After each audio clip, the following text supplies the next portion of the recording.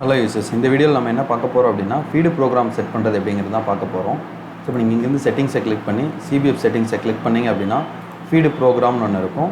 அந்த ஃபீடு ப்ரோக்ராம்ங்கிறதுல ப்ளஸ்ஸாக ஒரு ஆப்ஷனை கிளிக் பண்ணிவிட்டு உங்களோட ஃபீடு ப்ரோக்ராமை செட் பண்ணலாம். இங்கே நீங்கள் ஃபீடு ப்ரோக்ராம் நேமில் உங்களோட ப்ரோக்ராம் நேம் கொடுத்துட்டு ப்ரீடு நேமில் உங்களோட என்ன டைப் ஆஃப் ப்ரீடு நம்ம யூஸ் பண்ணிகிட்டு இருக்கோன்னு கொடுத்துட்டு சேவ் பண்ணிக்கலாம்.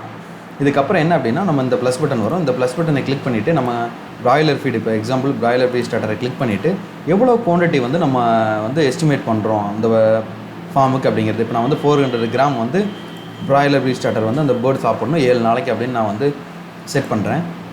ஸோ இன்கேஸ் நீங்கள் வந்து இதே மாதிரி வேறு types like broiler feed starter pellet இந்த மாதிரி வச்சுருந்தீங்க அப்படின்னா அதையும் நீங்கள் பிரித்து போட்டுக்கலாம்.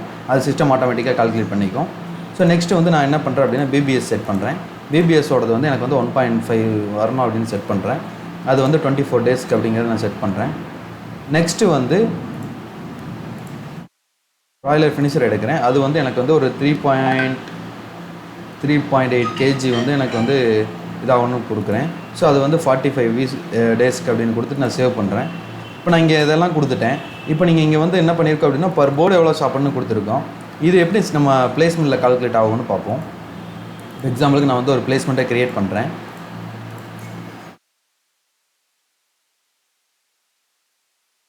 இங்கே வந்து இந்த ஃபார்மருக்கு நான் க்ரியேட் பண்ணுறேன். இங்கே வந்து நான் வந்து ஒரு 2600 நான் கொடுத்துட்றேன் பேர்ட்ஸு.